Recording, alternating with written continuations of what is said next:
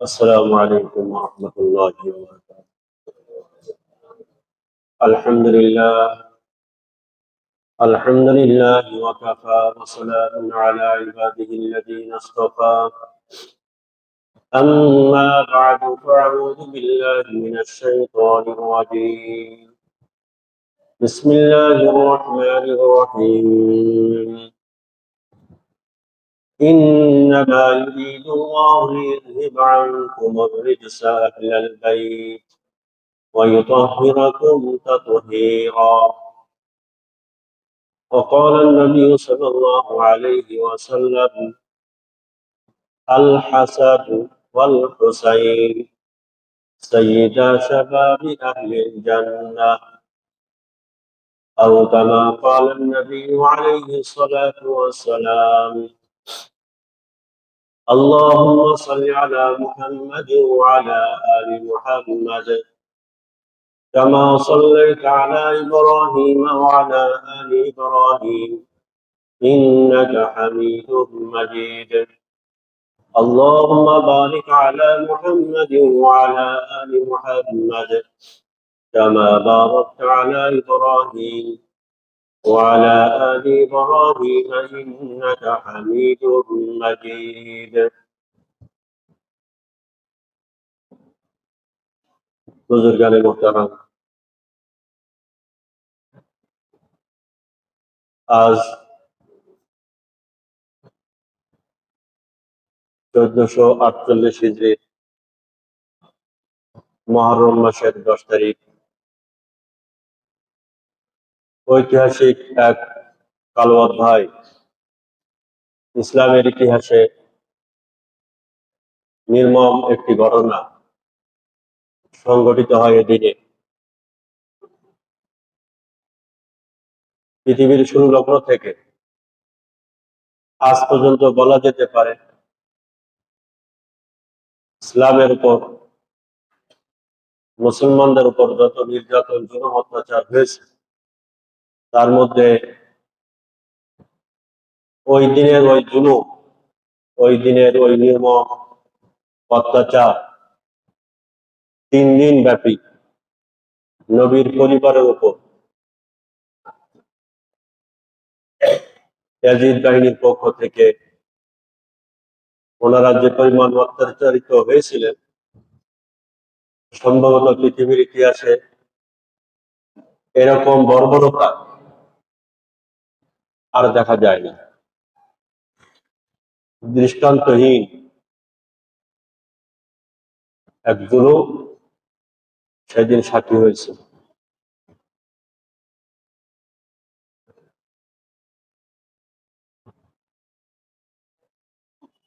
যদি এই দুনিয়াতে, এটা আমার ব্যক্তিগত মত চিন্তা, এই দুনিয়া যদি যাজা এবং সাজার জায়গা হতো,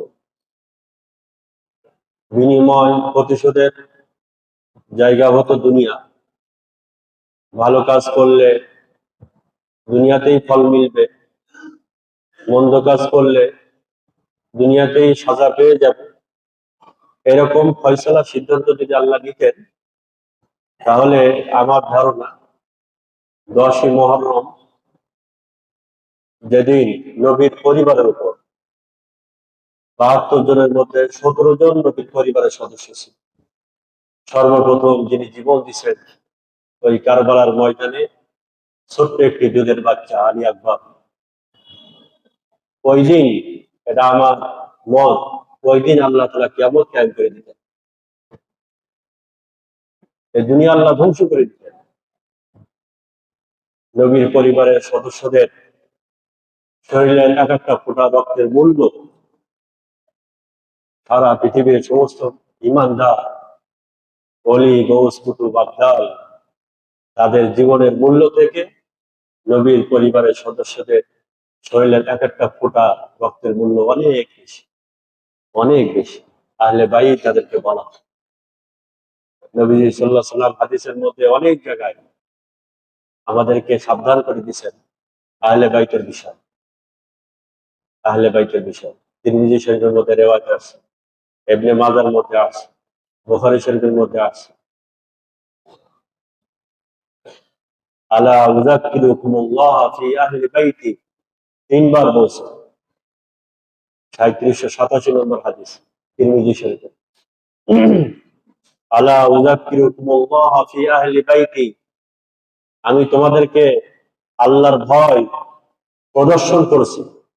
আল্লাহকে ভয় করো আমার পরিবারের সদস্যদের ব্যাপারে। আল্লাহকে ভয় করো, তিনবার বলছে। আমার পরিবারের সদস্যদের ব্যাপারে আল্লাহকে ভয় করো, খুব সাবধান, তাদের সাথে বেয়াদবি, খারাপ আচরণ, এটা ইমানদার কখনই করতে পারে না। যাও, আজ আমরা সেই ঐতিহাসিক দিনকে স্মরণ করে সংক্ষিপ্ত আকারে জুমার বয়ানে তিনটা কথা শুনবে ইনশাআল্লাহ। প্রথম কথা হলো হযরত হুসাইন রাদিয়াল্লাহু আনহু এর পরিচয়। দ্বিতীয় নম্বর, কারবালার প্রেক্ষাপট এবং তার সংক্ষিপ্ত ইতিহাস। ইতিহাস বললে তো অনেক লম্বা বলা যাবে। যারা বক্তা ওয়াজ মাহফিল করেন, আপনারা দেখছেন 2-3 ঘন্টা এরপরও শেষ তুলতে পারে, বলতেই থাকে। তো আমাদের জুমার বয়ানের মধ্যেই অল্প সময়ের মধ্যে শেষ করতে হবে। তো সংক্ষিপ্ত আকারে শুনবো ইনশাআল্লাহ প্রেক্ষাপট এবং ইতিহাস। 3 নম্বর হলো যে ইয়াজিদের ব্যাপারে আমাদের কি ধারণা থাকবে, আমরা কি ধারণা রাখবো, এই তিনটা কথা শুনবো। প্রথম কথা হলো হযরত হুসাইন রাদিয়াল্লাহু আনহু, ওনার পরিচয়, ওনার মর্যাদা। কোরআন হাদিস কি বলে? হুসাইন রাদিয়াল্লাহু আনহু, এনার পরিচয় সম্পর্কে তো আপনারা কম বেশি বা আমরা অনেকেই জানি। হযরত হুসাইন রাদিয়াল্লাহু আনহু হযরত আলী রাদিয়াল্লাহু আনহুর সন্তান। কিন্তু আমরা অনেকে মনে করি যে আলী রাদিয়াল্লাহু আনহুর দুইজন সন্তান ছিলেন, ফাতেমা রাদিয়াল্লাহু আনহার দুইজন সন্তান, হাসান এবং হুসাইন। এটা ভুল ধারণা। আরো অনেক সন্তান আছে। আমরা শুধু হাই হুসাইন, হাই হুসাইন, হাই হাসান, হাসান হুসাইন নিয়ে আলোচনা করি। অথচ ওনার তো আরো সন্তান আছে, এনারা সবাই আহলে বাইত, নবীজির কলিজার টুকরা। এদেরকে নিয়ে নবীজি খেলাধুলা করতেন, আনন্দ করতেন। নবীজি এনাদেরকে আদর করতেন, ছোট ছোট বাচ্চা। হযরত ফাতেমা রাদিয়াল্লাহু আনহার সন্তান। তো এদের নিয়ে, এনাদেরকে নিয়ে আলোচনা দিই। ওরা তো 9 ভাই বোন ছিলেন, হযরত হাসান হুসাইন। ওনাদের আরো 7 ভাই বোন ছিল, সেগুলো তো আমরা জানি না, আলোচনায় আনি না, প্রয়োজন মনে করি না। অথচ এরা তো ভাই বোন, সবাই আলী রাদিয়াল্লাহু সন্তান, ফাতেমা রাদিয়াল্লাহু আনহার সন্তান, আহলে বাইত। তো তাদেরকে নিয়ে আমরা আলোচনা করি না। নিশ্চয় অন্য কোনো উদ্দেশ্য থাকতে পারে, আল্লাহ মালুম। শুধু হাসান হোসেন কেন, আর গুলো করবে। তাহলে আহলে বাইতের উদ্দেশ্য মহব্বত উদ্দেশ্য না অন্য কোনো কিছু উদ্দেশ্য, এটা ভাববার বিষয়। তো ওনারা 9 ভাই বোন ছিলেন, 7 ভাই 2 বোন। 7 ভাই, হাসান, হুসাইন, মুহসিন, আব্বাস, এই 4। আবু বকর, ওমর, ওসমান। ওই খলিফা আবু বকর না, এনার ভাইয়ের নাম আবু বকর ছিল। হাসান হুসাইন, আব্বাস, মুহসিন, এই 4। আবু বকর, ওমর, ওসমান, এই 7। 7 ভাই আর 3 বোন, 2 বোন, উম্মে কুলসুম এবং জাইনাব, এই 2 বোন। 7 ভাই 2 বোন, মোট 9 ভাই বোন ছিল। হযরত আলী, হযরত হুসাইন রাদিয়াল্লাহু, হুসাইন ইবনে আলী ইবনে আবি তালেব ইবনে আব্দুল মুত্তালিব ইবনে শিহাব ইবনে হিশাম। এই ওনার আব্বা আলী, ওনার দাদা আবু তালেব, ওনার পরদাদা আব্দুল মুত্তালিব, পরদাদার আব্বার নাম হিশাম। ওনার জন্ম 4th হিজরিতে। হযরত হাসান রাদিয়াল্লাহু আনহু তৃতীয় হিজরিতে জন্মগ্রহণ করেন। উনি জন্মগ্রহণ করেন 4th হিজরিতে শাবান মাসের 5 তারিখে। টোটাল উনি দুনিয়াতে ছিলেন 58 বছর 15 দিন, 58 বছর 6 মাস 15 দিন ওনার জীবন পাইছিল হযরত হুসাইন রাদিয়াল্লাহু আনহু। উনি অক্টোবরের 10 তারিখে দুনিয়া থেকে বিদায় নেন। মুহররমের 10 তারিখ ছিল, অক্টোবরের 10 তারিখ ছিল। ইংরেজি সন ছিল 680, আর হিজরিতে ছিল 61 হিজরি। টোটাল 58 বছর 6 মাস 15 দিন উনি হায়াতে ছিলেন। এই হলো সংক্ষিপ্ত পরিচিতি, ওনার পরিচয় আমি আপনাদের সামনে পেশ করলাম।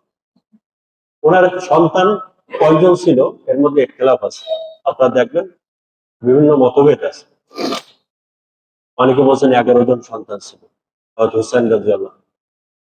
তার মধ্যে কয়েকজন শহীদ হয়ে গেছে এই কারবালার ময়দানে। এনাদের সম্মানের ব্যাপারে তো হাদিস আসছে, আপনারা এই হাদিসটা তো প্রায় সময় খুতবায়, দ্বিতীয় খুতবায় শুনি যে হাসান এবং হুসাইন এই দুই সাহাবার ব্যাপারে নবীজি সাল্লাল্লাহু আলাইহি ওয়াসাল্লাম কি বলছেন, যে জান্নাতে জান্নাতের যুবকদের সরদার হবে। সুবহানাল্লাহ বলেন। হাসান এবং হুসাইন, ইবনে মাজার 118 নম্বর হাদিস। নবীজি সাল্লাল্লাহু আলাইহি ওয়াসাল্লাম বলেন, আল হাসান ওয়াল হুসাইন সাইয়্যিদা শাবাবি আহলিল জান্নাহ। জান্নাতের যুবকদের সরদার হবে হাসান এবং হুসাইন রাদিয়াল্লাহু আনহু। আর এক হাদিসের মধ্যে আছে, তিরমিজিতে ভাই 3770 নম্বর হাদিস। নবীজি সাল্লাল্লাহু আলাইহি ওয়াসাল্লাম বলেন যে জান্নাতের দুই পুষ্প আছে, দুই ফুল, হাসান এবং হুসাইন এরা হলো জান্নাতের দুইটা ফুল। সুবহানাল্লাহ। জান্নাতের দুই ফুল হাসান হুসাইন। হাসান রাদিয়াল্লাহু আনহু নবীজির চেহারার সাথে পুরা হাসান হুসাইন এই দুইজন পুরা নবীজির বডির সাথে মিলছে। একজন মাথা থেকে বুক পর্যন্ত হাসান রাদিয়াল্লাহু আনহু, আর বুক থেকে সিনা থেকে একবার নিচ পর্যন্ত হুসাইন রাদিয়াল্লাহু আনহু চেহারার সাথে মিল ছিল। নবীজি সাল্লাল্লাহু আলাইহি ওয়াসাল্লামের চেহারা এবং হাসান হুসাইনের চেহারা পুরা মিল ছিল। তিরমিজি শরীফের মধ্যে রিওয়ায়াত আছে, ইন্নামা ইউরিদুল্লাহু লিইযহিবা আনকুম রিজসা আহলাল বাইত ওয়া ইউতাহহিরাকুম তাতহীরা। সূরা আহজাবের 22 নম্বর পারা, সূরা আহজাবের 33 নম্বর আয়াত। এই আয়াতের তাফসীরের মধ্যে আছে, এই আয়াত যখন নাযিল হয়, এই আয়াতটা নাযিল হয় উম্মে সালমা রাদিয়াল্লাহু আনহার ঘরে। নবীজি তখন উম্মে সালমার ঘরে ছিলেন রাদিয়াল্লাহু আনহা, উম্মাহাতুল মুমিনিন। এই আয়াত নাযিল হওয়ার পরে নবীজি সাল্লাল্লাহু আলাইহি ওয়াসাল্লাম তিনজনকে ডাকলেন, যা ফাতেমা, আলী এবং হুসাইন, তিনজনকে ডাকলেন। ও আলী বিন খলফা যাহরিহি, আলী রাদিয়াল্লাহু আনহু ছিল নবীজির পিছনে। তো প্রথমে প্রথমে ফাতেমা, হাসান হুসাইনকে নবীজি সাল্লাল্লাহু আলাইহি ওয়াসাল্লাম চাদরের মধ্যে নিয়েছেন, এক চাদরের মধ্যে নিয়ে নিছেন, নিজে বুকের মধ্যে নিছেন, তিনজনকে একসাথে চাদরের মধ্যে। এরপর দেখছেন আলী পিছনে, তো আলী রাদিয়াল্লাহু আনহুকে আবার নিছেন। আর জাল্লাল্লাহু বিকিসাই, আলী রাদিয়াল্লাহু আনহুকেও চাদরের মধ্যে নিছেন, নিয়ে বলছেন আল্লাহুম্মা হাউলাই আহলু বাইতি। আল্লাহ, এই যারা এখানে আছে এরা সবাই আমার আহলে বাইত, এরা আমার সব পরিবারের সদস্য। আল্লাহ, এরা সবাই আমার পরিবারের সদস্য। উম্মে সালমা রাদিয়াল্লাহু আনহা তখন বলছিলেন, ওয়ানা মাহুম ইয়া রাসূলুল্লাহ, আমি কি এদের সাথে নই, এদের মধ্যে নই? নবীজি সাল্লাল্লাহু আলাইহি ওয়াসাল্লাম, ওয়া আনতা আলা খাইর, তুমিও ভালোর মধ্যে আছো, মঙ্গলের মধ্যে আছো। আল্লামা ইবনে কাসির রাহমাতুল্লাহ লিখছেন 6 নম্বর খণ্ড 364 নম্বর পৃষ্ঠা, ইবনে কাসির 6 নম্বর খণ্ড 364 নম্বর পৃষ্ঠার মধ্যে আছে এত তফসিরের মধ্যে, যে উম্মাহাতুল মুমিনিন যারা আছেন, নবীজির স্ত্রীগণ যারা আছেন, ইনারাও সবাই আহলে বাইতের অন্তর্ভুক্ত। ইবনে কাসিরের মধ্যে আছে। এরপরে নবীজি দুইটা কথা বলছেন, আল্লাহুম্মা ফাযহিব আনহুমুর রিস। আল্লাহ, আপনি আমার এই পরিবারের সদস্য যারা আছে এদের থেকে সকল প্রকার ময়লা আবর্জনা সব আপনি দূর করে দেন, নাপাকি দূর করে দেন, আমার পরিবারের সদস্যদের থেকে নাপাকি দূর করে দেন। তাহহিরহুম তাতহীরা, আমার পরিবারকে আপনি সম্পূর্ণ পবিত্র করে দেন, পবিত্র করে। নবীজি দোয়া করেছেন আহলে বাইতের। যাও, আহলে বাইতের অনেক সম্মান ফজিলত, এটা এক জুমায় মুস্তাকিল কথা বলা যায়, কিন্তু যেহেতু সামনে আমাদের আরো অনেক কথা আছে, আমি এতটুকু বললাম আহলে বাইতের ব্যাপার, অর্থাৎ হাসান হুসাইনের ব্যাপার রাদিয়াল্লাহু আনহু। কারবালার প্রেক্ষাপট এবং ইতিহাস, লম্বা ইতিহাস, হৃদয় বিদারক একটা ইতিহাস, ঘটনা আমরা সংক্ষিপ্ত আকারে শুনি, এবং এর মধ্যে ব্যালেন্স রেখে আমাদের আলোচনা করতে হবে, ব্যালেন্স রেখে।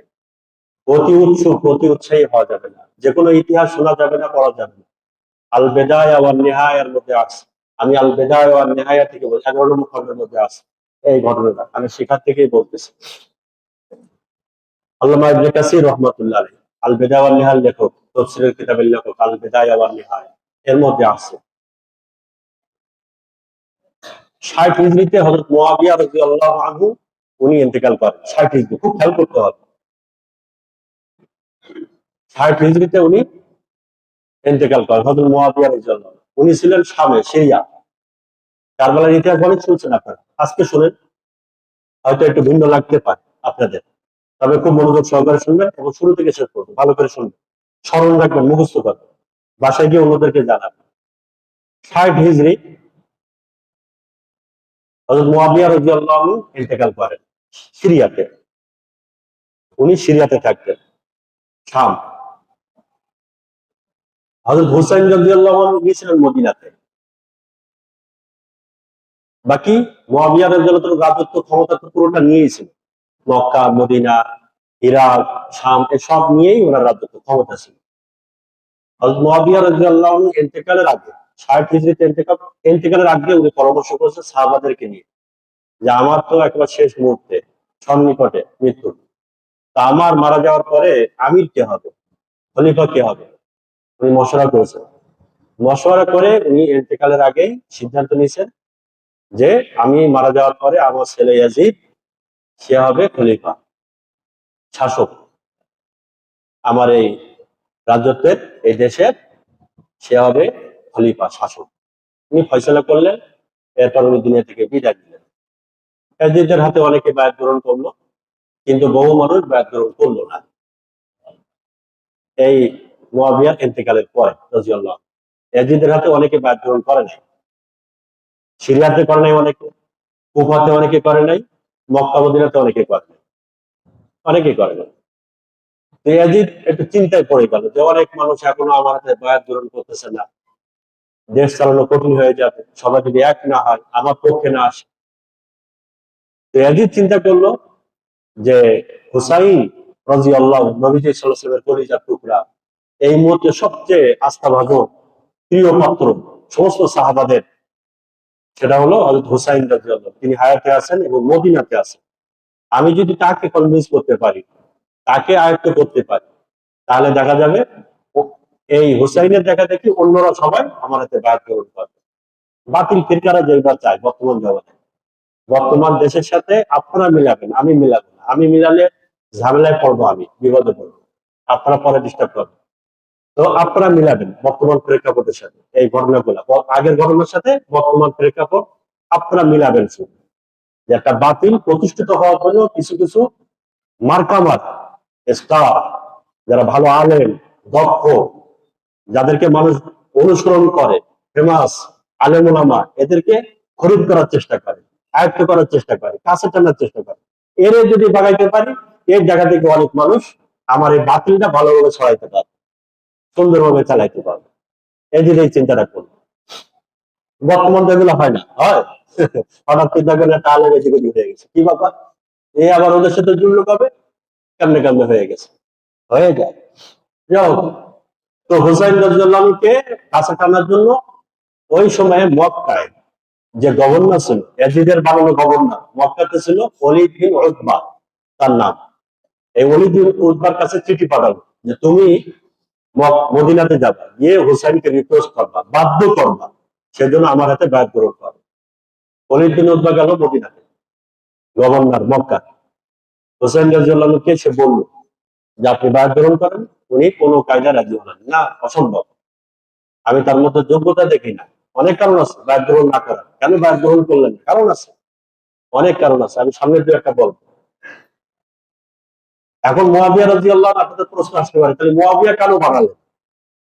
বুখারী শরীফের মধ্যে একটা হাদিস আছে, বুখারী শরীফের ৭৩৫২ নম্বর হাদিস, ৭৩৫২ নম্বর হাদিস। নবীজি সাল্লাল্লাহু আলাইহি ওয়াসাল্লাম বলেন, আল হাকিম ইযা হাকাম ওয়া ইন আফতা ফালাহু আজরুন ওয়া ইন আসাবা ফালাহু আজরান। খুব সুন্দর হাদিস। নবীজি সাল্লাল্লাহু আলাইহি ওয়াসাল্লাম বলেন, যে ব্যক্তির মধ্যে ইজতিহাদের যোগ্যতা আছে, সে শাসন, প্রকৃত শাসন কার্য পরিচালনা করার যোগ্যতা তার মধ্যে আছে, সে মুস্তাহিদ, ফকিহ, জ্ঞানী, দূরদর্শী, এলেমের গভীরতা আছে, সে যদি কোনো বিষয়ে ইজতিহাদ করে, কোনো একটা সিদ্ধান্ত নেয় কোরআন হাদিসের আলোকে, ওই সিদ্ধান্তের মধ্যে যদি ভুলও হয়, তাও আল্লাহ তাআলা তাকে একটা নেকি দান করবেন। সুবহানাল্লাহ, না বুখারী রিওয়ায়াত। আর যদি সে সহিহ সিদ্ধান্ত নেয়, তাহলে সে আল্লাহ তাআলা তাকে দুইটা বদলা দান করবে, দুইটা নেকি দান করবে। সিদ্ধান্ত যদি সহি হয় দুইটা নেকি, আর সিদ্ধান্ত যদি ভুল হয় তাহলে একটা নেকি, কারণ তার মধ্যে যোগ্যতা আছে, তার মধ্যে যোগ্যতা আছে। কোরআন হাদিসকে সামনে রেখে সে ব্যাখ্যা করছে, একটা বিশ্লেষণ করছে, একটা সিদ্ধান্ত সে নিছে, যোগ্যতা আছে। আমার মধ্যে যোগ্যতা নেই, তফসির করার যোগ্যতা নেই, কোরআন হাদিসের কোনো এলেম নেই, আয়াত ঠিক মতো সহি শুদ্ধ করে পড়তে পারে না, বলতে পারে না। আন্তর্জাতিক মুফাসসিরে কোরআন সেখানে তফসিলের কোরআন মাহফিল হচ্ছে, আমি সেই জায়গায় প্রধান বক্তা, আর সেখানে আমি তফসিল করতেছি। এই মজলিসে ওই চেয়ারে যদি আমি বসি, সেখানে যদি আমি সঠিক কথাও বলি, এটা ভুল। যেহেতু আমার মধ্যে যোগ্যতা নেই, আমি সেখানে গেলাম কেন? এটা সরকারি ভাবেও অন্যায়, শুধু ইসলামের দৃষ্টিতে না।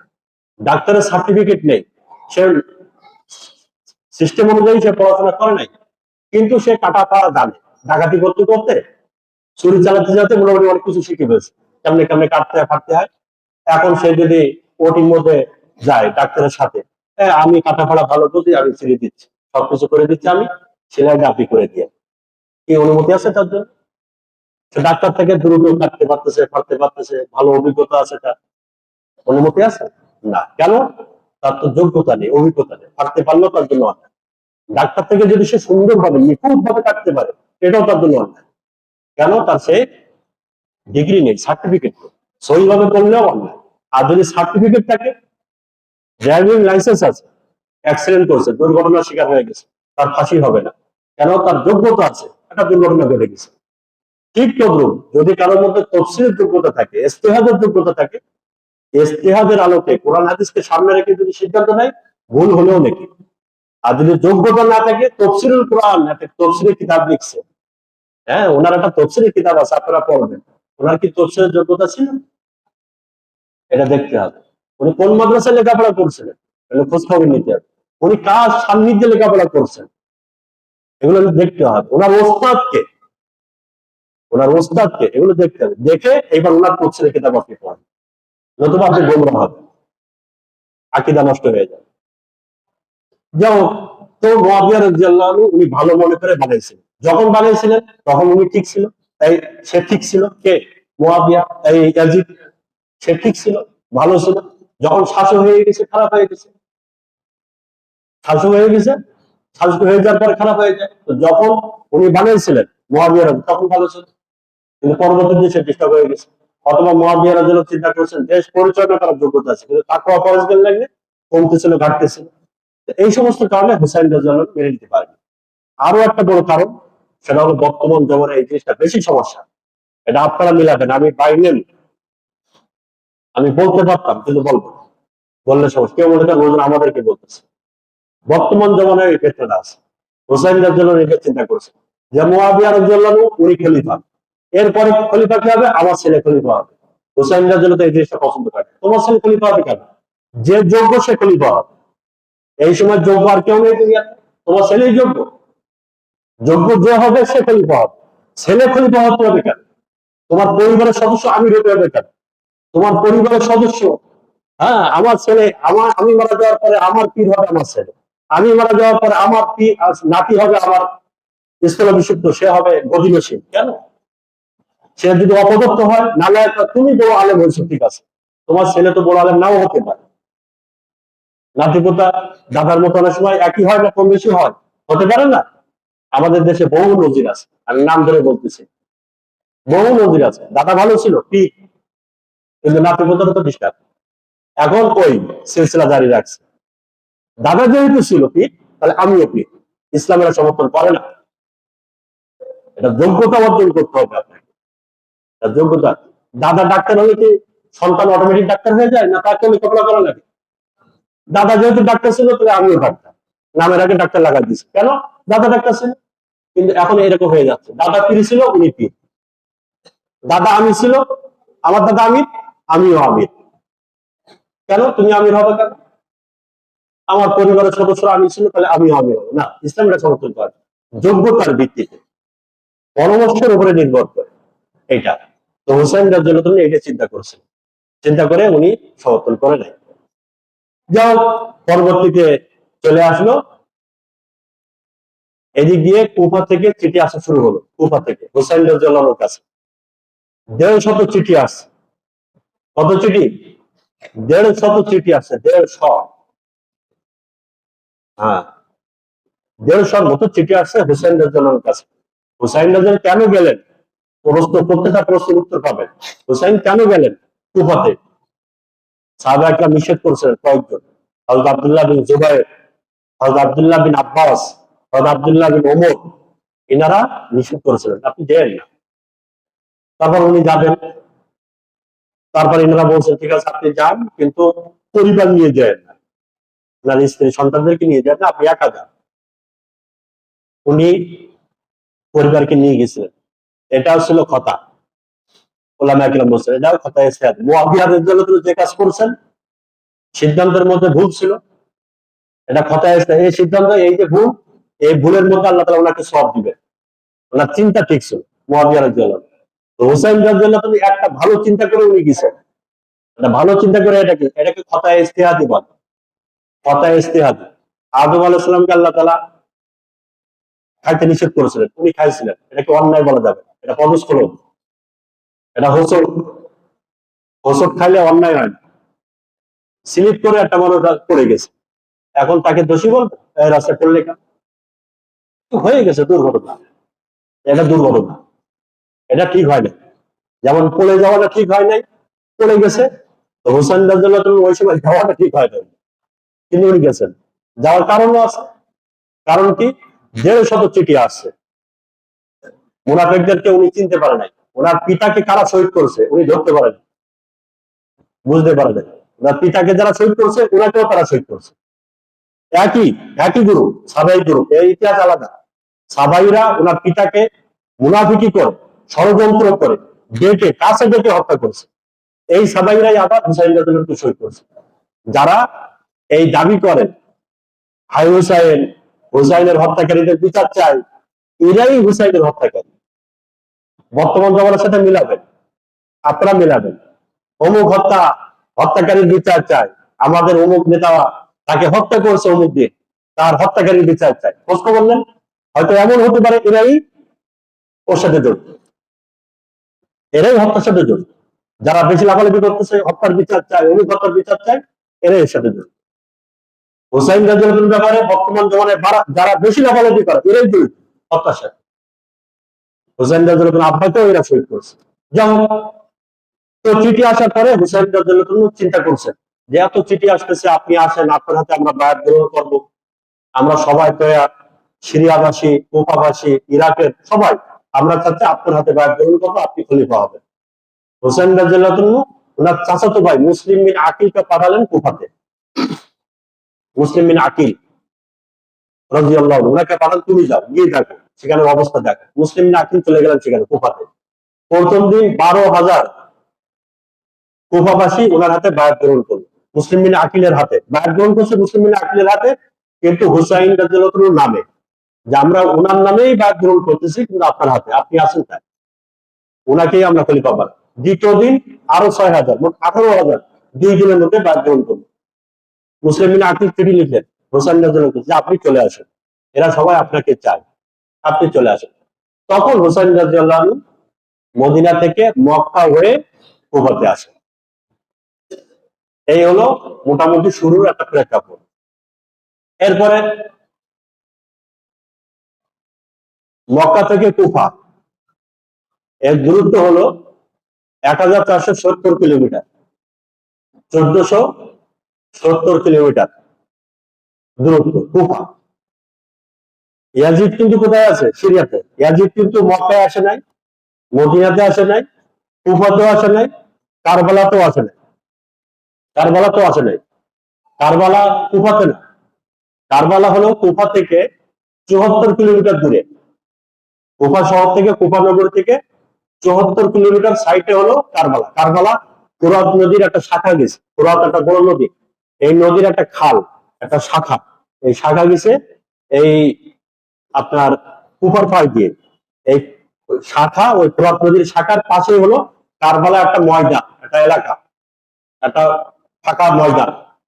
কারবালা এটা কোনো জায়গার নাম না, এটা ফার্সিতে বা আরবিতে যেই ভাষায় বলেন না কেন, দুইটা শব্দ মিলে হয়েছে কারবালা।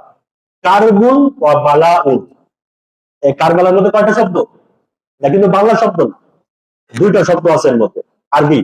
কারবুল ও বালাউন। কারবুল মানে মুসিবত, বালাউন মানে মুসিবত। কারবুল মানে পেরেশানি, বালাউন মানে মুসিবত। একটা মুসিবত পেরেশানির জায়গা কোনটা? ওই ময়দানটা।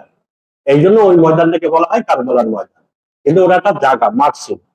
ওই সময় ওই জায়গার নাম কারবালা ছিল না, ওটা একটা ফাঁকা মাঠ, নদীর পাড়ে, ফোরাত নদীর নদীর পাড়ে না, ফোরাত নদীর একটা শাখার পাড়ে, যেটা ছিল আপনার কুফা থেকে 74 কিলোমিটার দূরে। হুসাইন রাদিয়াল্লাহু আনহু রওনা দিলেন। ওনারা 150 সাথী ছিল, সাথে 150 জন এই সাথে নিয়ে রওনা দিলেন জিলহজ মাসের 8 তারিখে। জিলহজের 8 তারিখে রওনা দিলেন। টোটাল 23 দিনের সফর ছিল, 23 দিন। তো জিলহজের 8 তারিখে রওনা দিয়েছেন। এইদিকে যখন ইয়াজিদ সিরিয়া থেকে শুনলো যে কুফাতে মুসলিম বিন আকিলের হাতে মানুষ বায়াত গ্রহণ করতেছে, তো ইয়াজিদ সাথে সাথে ওই সিরিয়া থেকে সে অর্ডার করলো যে মুসলিম বিন আকিল, আলী রাদিয়াল্লাহু আনহু হুসাইন রাদিয়াল্লাহু আনহু চাচাতো ভাই, এই মুসলিম বিন আকিলকে হত্যা করে দাও। কে অর্ডার করলো? ইয়াজিদ। মুসলিম বিন আকিলকে হত্যা করো। আর এই কুফাতে ওই সময় গভর্নর ছিল নোমান বিন বশির রাদিয়াল্লাহু আনহু, একজন সাহাবা গভর্নর ছিল।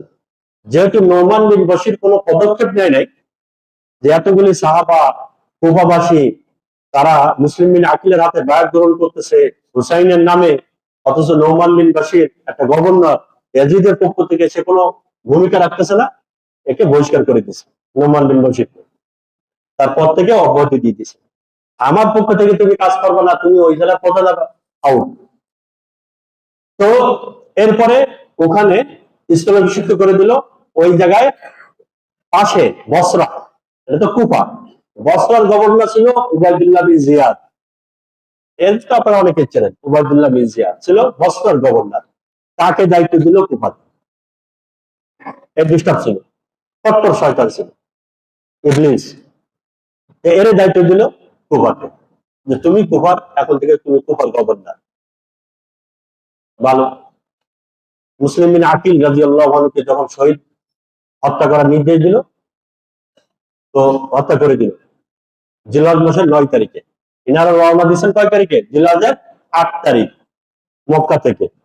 আর হত্যা করেছে জিলহজের 9 তারিখে। মোবাইলের যুগ ছিল না যে ভাই আপনি আইসেন না, আমাকে হত্যার অর্ডার দিছে, এরা কিন্তু চক্রান্ত করতেছে, আপনাকে মেরে দিবে, আমাকে মারার অর্ডার করছে। মোবাইলের যুগ ছিল না। উনি চিঠি লিখছেন। ওনার যখন হত্যার অর্ডার হয়ে গেছে, এলাকার মধ্যে বিশৃঙ্খলা দেখা দিচ্ছে, উনি চিঠি লিখছেন হোসেন রাদিয়াল্লাহু কাছে। কিন্তু সেই চিঠি পৌঁছানোর আগেই কত কিলোমিটার বলছে আগে, ভুলে গেছেন তো আপনারা? 1470 কিলোমিটার চিঠি প্রেরণ করছেন। তো কি 2 দিনে যাবে নাকি? আগে যাবো না। তো হোসেন রাদিয়াল্লাহু অলরেডি মক্কা থেকে রওনা দিয়ে দিচ্ছেন 150 সাথীদেরকে নিয়ে। আল্লাহ 9 জিলহজ মুসলিম বিন আকিলকে শহীদ করে দিল। তারা এই অপদত্তের দল শহীদ করে দিল। এনারা দিকে রওনা দিয়েছেন 8 জিলহজ। 23 দিনের সফর ছিল। 38 জায়গায় অবস্থান করেছেন। কত জায়গায়? 38 জায়গায় ওনারা রাস্তায় অবস্থান করছেন। প্রত্যেক দিন 63.91 কিলোমিটার, প্রত্যেক দিন 63.91 কিলোমিটার করে প্রত্যেকদিন ওনারা সফর করছেন। যখন আর 4 দিন মাত্র বাকি ছিল ওই কুফা পৌঁছাবেন, ওনার তো পরিকল্পনা ছিল কুফাতে যাবেন, কারবালার ময়দান তো না, কুফাতে যাবেন। এই কুফাতে পৌঁছাতে আর মাত্র 4 দিন বাকি, 250 কিলোমিটারের মতো মাত্র বাকি আছে, 250 কিলোমিটার। 4 দিনের সফর বাকি আছে। জাবালা নামক একটা জায়গা, এই জায়গায় যখন পৌঁছালেন তখন 4 জন ব্যক্তির সাথে দেখা। এরা হুসাইন রাদিয়াল্লাহু আনহুকে অবগত করল যে আপনি কোথায় যাচ্ছেন? তাহলে কুফাতে। কেন? ঘটনা যখন বলছে তখন এই 4 জন হুসাইন রাদিয়াল্লাহু আনহুকে বলছে যে এ তো সব আপনার সাথে প্রতারণা করছে, প্রতারক, ধোঁকাবাজ। আপনার ভাইকে তো তারা শহীদ করে দিছে, শহীদ করে দিছে, আপনার সাথে ধোঁকাবাজি করছে। হুসাইন রাদিয়াল্লাহু আনহু শুনে তারপর বলছেন যে না, আমি যাবো সেখানে, আমি নিজে গিয়ে যাবো, পর্যবেক্ষণ করবো, প্রয়োজনে তার সাথে কথা বলবো। তো উনি রওনা দিয়েছেন। রওনা দেওয়ার পরে যখন উবাইদুল্লাহ বিন জিয়াদ মক্কার গভর্নর যখন শুনছে যে হুসাইন আসতেছে রাদিয়াল্লাহু আনহু, তো আটকায় দিছে শারাফ নামক একটা জায়গা, একেবারে কুফার কাছাকাছি এলাকা শারাফ। এই জায়গায় গিয়ে আটকায় দিছে। 1000 ঘোড় সওয়ার পাঠাই দিছে। এনারা মাত্র 150 আটকানোর জন্য 1000 ঘোড় সওয়ার পাঠাই দিছে আটকানোর জন্য। এই ঘোড় সওয়ার 1000 সৈন্য যাদেরকে পাঠালো, তার মধ্যে এদের লস্করের যে আমির ছিল তার নাম ছিল হুর বিন জায়েদ, হুর বিন ইয়াজিদ। তার নাম ছিল হুর বিন ইয়াজিদ। ওই ইয়াজিদের ছেলে না, এ আলাদা। হুর বিন ইয়াজিদ তার নাম ছিল। 1000 লস্কর নিয়ে সে আসছে, সে সেনাপতি। শারফ নামক জায়গায় আটকাই দিছে, বলছেন যে আপনি যাবেন না। এ ভালো ছিল, হুর বিন ইয়াজিদ মন মানসিকতা ভালো ছিল। পরবর্তীতে হুসাইন 9 মুহররমের 9 তারিখ, যেদিন কারবালার ময়দানে যুদ্ধ সংঘটিত হয়, জিহাদ, এই 10 তারিখে, 10ই মুহররম, 9ই মুহররম, এই হুর বিন ইয়াজিদ এই 9ই মুহররম একদিন আগে হুসাইন রাদিয়াল্লাহু আনহু দলে শরীক হয়। সুবহানাল্লাহ। অথচ আটকানোর জন্য প্রতিপক্ষ হয়ে তার সামনে লড়াই হয়ে গেছিল, অথচ এই সেনাপতি প্রধান 9ই মুহররম হুসাইন রাদিয়াল্লাহু আনহু দলে যোগ দেন। ওনার হাতে বাদ গ্রহণ করেন যে না, এরা বাতিল গুমরা, এদের পক্ষে যাওয়া যাবে না, ফিরআউনের পক্ষে যাওয়া যাবে না, মুসার পক্ষে থাকতে হবে। বাতিলের পক্ষে যাওয়া যাবে না, হকের পক্ষে থাকতে হবে। এরা তো বাতিল, এরা ফিরআউনের দল, এদের পক্ষে যাওয়া যাবে না, এরা মিথ্যাবাদী। এইটাই কারবালার শিক্ষা এগুলা। শুধু ঘটনা শোনা না, চোখ দিয়ে পানি বের করা না, কালো পোশাক করলে হবে না। এই শিক্ষাগুলো নিতে হবে যে যতদিন আল্লাহ হায়াতে রাখেন, মিথ্যাবাদীদের পক্ষে যাওয়া যাবে না, ধোঁকাবাজ প্রতারকদের পক্ষে যাওয়া যাবে না, জালেমের পক্ষ নেওয়া যাবে না। এগুলো হলো কারবালার শিক্ষা। এই শিক্ষা আমাদেরকে দেয়। হুসাইন রাদিয়াল্লাহু আনহু এদেরকে বুঝাই বলেন, ঠিক আছে, আমরা তোমরা আমাদের রাস্তা আটকাই দিচ্ছ, আমরা অন্য রাস্তা দিয়ে যাবো, এই রাস্তা দিয়ে যাবো। তো বেশি আটকায় নাই, বেশি বাড়াবাড়ি করানোর সময় পুলিশ আটকায় দেয়। তো এই রাস্তা না দিয়ে যারা মিছিল অন্য রাস্তা দিয়ে চলে যায়। তো ওনারা অন্য রাস্তা দিয়ে চলে গেল। যে রাস্তা দিয়ে চলে গেছেন ওনারা, হুসাইন রাদিয়াল্লাহু আনহু, ওই রাস্তাটা ছিল কারবালার ময়দানের রাস্তা। আমি প্রথমে বলছি, ওনারা রওনা দিয়েছিলেন কি কারবালার ময়দানের উদ্দেশ্যে না কুপার উদ্দেশ্যে? কুপার উদ্দেশ্যে। কিন্তু এই যে আটকাই দিচ্ছে সড়ক নামক জায়গা, এখন যে রাস্তাটা ধরেছেন, এই রাস্তা দিয়ে সোজা পৌঁছেছেন কোন জায়গায়? কারবালার ময়দানে। মুহররমের 2 তারিখে রওনা দিয়েছেন, জিলহজের 8 তারিখে পৌঁছাইছেন মুহররমের 2 তারিখে। কারবালার ময়দানে পৌঁছাইছেন মুহররমের 2 তারিখে। 61 হিজরির মুহররমের 2 তারিখে কারবালার ময়দানে ওনারা পৌঁছান। এরপরে এরা আবার আটকাই দিছে। ওমর বিন সাদ এরপরে যারা লস্কর আছে, 4000 লস্কর পাঠাচ্ছে। 4000। এদের কোনো যুদ্ধের তৈরি ছিল না, প্রস্তুতি ছিল না। এরা শুধু লস্কর পাঠাতেই আছে। এই যে ওবায়দুল্লাহ বিন জিয়াদ আবার একটা সৈন্য দল পাঠাই দিছে যে হুর বিন ইয়াজিদের দ্বারা হবে না, আমি আরো বড় একটা সৈন্য দল পাঠাবো এবং এর মধ্যে লিডার রাখবো ওমর বিন সাদ। 4000 লস্কর দিয়ে পাঠাই দিছে যে তুমি এদেরকে আটকাও কারবালার ময়দান। তো হযরত 150 মানুষকে আটকানোর জন্য 4000 মানুষ লাগে, অথচ এনাদের কাছে অস্ত্র নেই, যুদ্ধের কোনো পরিস্থিতি নেই, এবং 150 মানুষ, টোটাল 150, এর মধ্যে ছোট বাচ্চা আছে, মহিলা আছে। এনার যদি যুদ্ধের নিয়ত থাকতো, হুসাইন রাদিয়াল্লাহু আনহু যুদ্ধের নিয়ত থাকলে উনি মহিলাদেরকে সাথে নিতেন, বাচ্চাদেরকে সাথে নিতেন। যুদ্ধের তো কোনো নিয়তি নাই, কোনো পরিকল্পনা নাই, চিন্তাও নাই, অথচ এরা বাড়াবাড়ি করে, অতি উৎসুক হয়ে, ইচ্ছা করে, চক্রান্ত করে তাদেরকে ঘায়েল করার উদ্দেশ্য ছিল, এই পরিবারকে খতম করার উদ্দেশ্য ছিল, অন্য কোনো উদ্দেশ্য ছিল। হুসাইন রাদিয়াল্লাহু মহব্বত মতো, আলী রাদিয়াল্লাহু মহব্বত মতো, পরিবার নবীজির মহব্বত মতো, পুরা পরিবারকে খতম করার উদ্দেশ্য ছিল, অন্য কিছু না। পরে ওমর বিন সাদ 4000 লস্কর নিয়ে আটকাই দিয়েছে কারবালার মাঠ। এখানে পুরা আল্লাহ 7ই মুহররম পর্যন্ত এইভাবে কেটে গেছে, ওই জায়গায়, ওই ময়দানে, সামনে বাড়তে দেয়নি। ওমর বিন সাদের সাথে অবশেষে হুসাইন রাদিয়াল্লাহু আনহু বলছেন যে আমি আপনার কাছে 3টা প্রস্তাব দিচ্ছি, 3টা প্রস্তাব দিচ্ছি, 3টার যে কোনো একটা আপনি গ্রহণ করেন। কি প্রস্তাব? যে খুব খেয়াল করবেন। 1 নম্বর প্রস্তাব দিচ্ছেন হযরত হুসাইন রাদিয়াল্লাহু আনহু ওমর বিন সাদের কাছে, ওই 4000 সৈন্য দলের প্রধান। 1 নম্বর প্রস্তাব হলো যে আমাকে সরাসরি ইয়াজিদের সাথে কথা বলার সুযোগ করে দেন, আমি সরাসরি ইয়াজিদের সাথে কথা বলতে চাই। 1। 2 নম্বর, আমাকে মক্কায় ফিরে যেতে দেন, আমি মক্কায় চলে যেতে চাই, আমি অফিস ফিরে যাব আমার সাথীদেরকে নিয়ে। 2।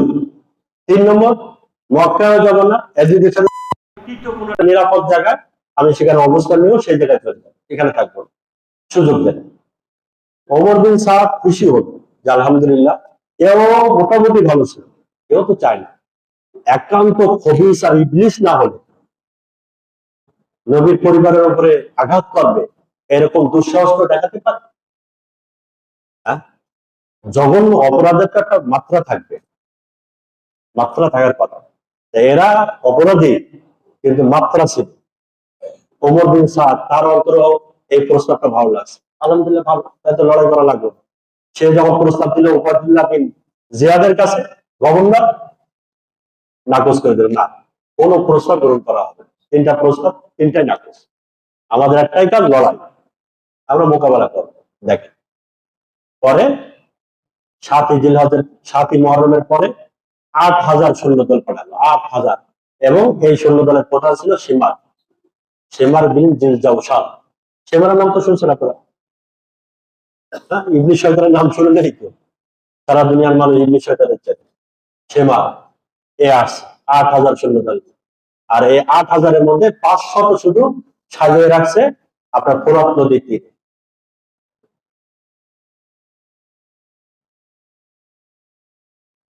7ই জিলাস থেকে 10ই জিলাস পর্যন্ত, 7ই জিলাসের পরে থেকে 8, 9, 10 এই 3 দিন ফোরাত নদীর পাড়ে পুরা 500 সৈন্য পুরো পাহাড়ে রাখছে। কেউ জন্য এই হুসাইন রাদিয়াল্লাহুর সাথে 150 সাথী, একটা সাথীর জন্য এই ফোরাত নদী থেকে 1 ফোঁটা পানি নিতে না পারে, 1 ফোঁটা পানি যেন নিতে না।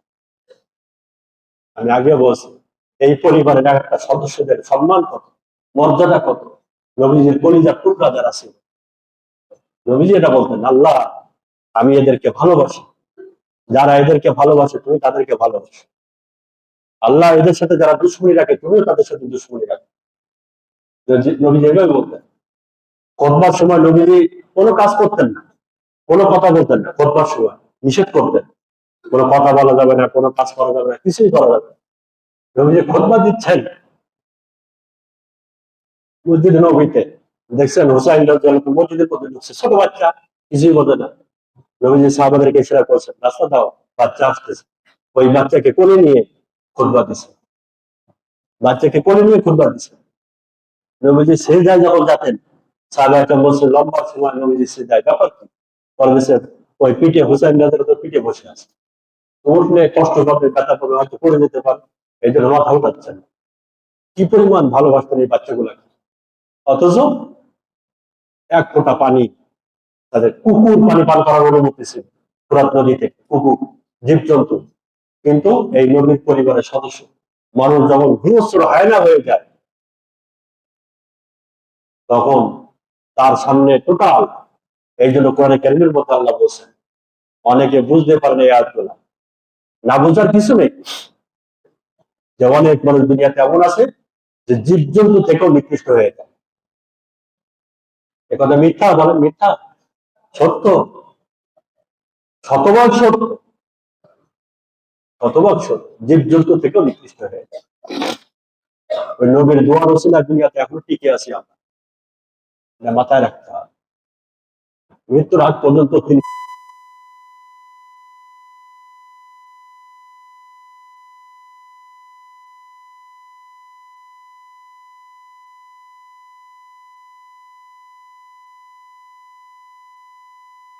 আজরাইল আমার জীবন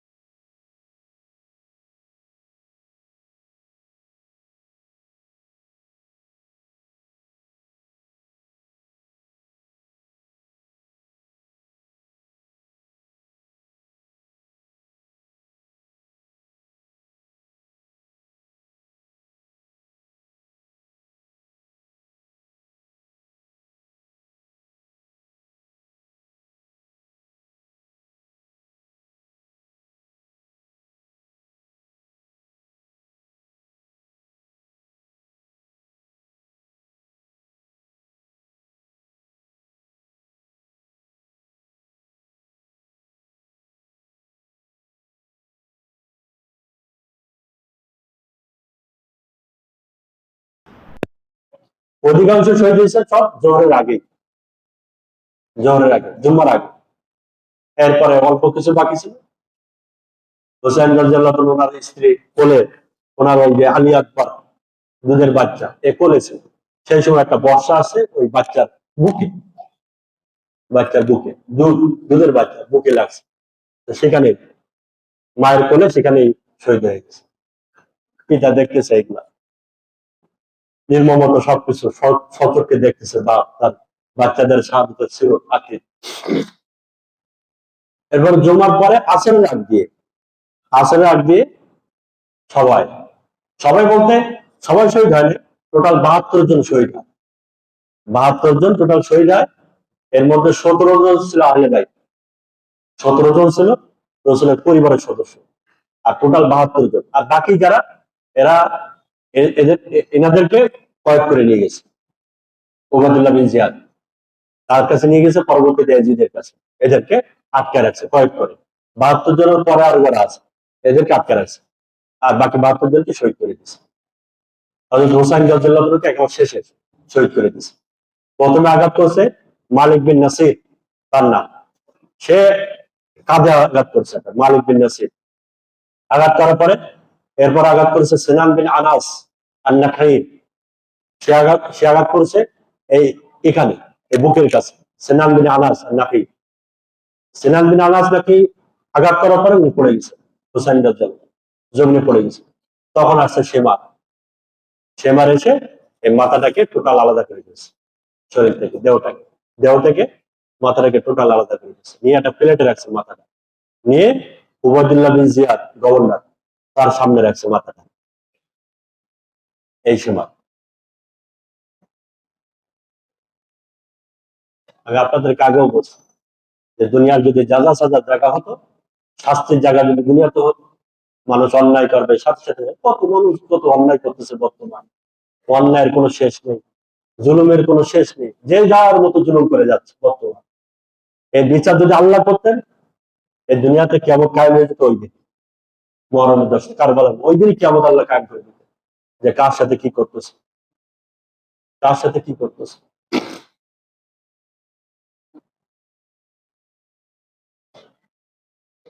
আল্লাহ কাউকে ছায় নাই, আল্লাহ কাউকে ছায় নাই। এই সেমার বলেন, সেনান বলেন, মালিক বিন নাসির বলেন, এবং এর সাথে যারা জড়িত ছিল তার বলেন, আপনারা হয়তো মনে করবেন যে এরা বেঁচে গেছে, হুসাইন রাদিয়াল্লাহু তাআলা পরাজিত আর এরা বিজয় লাভ করেছে। না না না না, হুসাইন রাদিয়াল্লাহু তাআলা পরাজিত হন না, হুসাইন রাদিয়াল্লাহু তাআলা বিজয়ী হয়েছে, হুসাইন রাদিয়াল্লাহু তাআলা বিজয়ী হয়েছেন, বলে আলহামদুলিল্লাহ। হুসাইন জীবন দিয়ে বিজয়ী হয়েছে, আর এরা জুলুম করে পরাজিত হয়েছে। কিয়ামত পর্যন্ত মানুষ এদেরকে অভিশপ্তদের কাতারে, অভিশপ্তদের নামের মধ্যে, লিস্টের মধ্যে এদের নামকে শামিল করে। উবাইদুল্লাহ বিন জিয়াদ, সেমা, ইয়াজিদ, এদেরকে মানুষ অভিশপ্তের সাথে, মালউনের সাথে, লাআনতের সাথে স্মরণ করে। এরা পরাজিত, এরাই পরাজিত হয়েছে। জালেম কখনো বিজয়ী হয় না, জালেম সবসময় পরাজিত হয়। এদেরকে আল্লাহ তাআলা কিভাবে মানছেন? হ্যাঁ, একজন তার মাথা, এই যখন তাকে সবচেয়ে বেশি প্রতিশোধ দিচ্ছেন এই হাজ্জাজ বিন ইউসুফ। হাজ্জাজ বিন ইউসুফ তো জালেম শাসক ছিল, কিন্তু আল্লাহ তাআলা তার দ্বারা অনেক ভালো কাজ করে নিয়েছেন।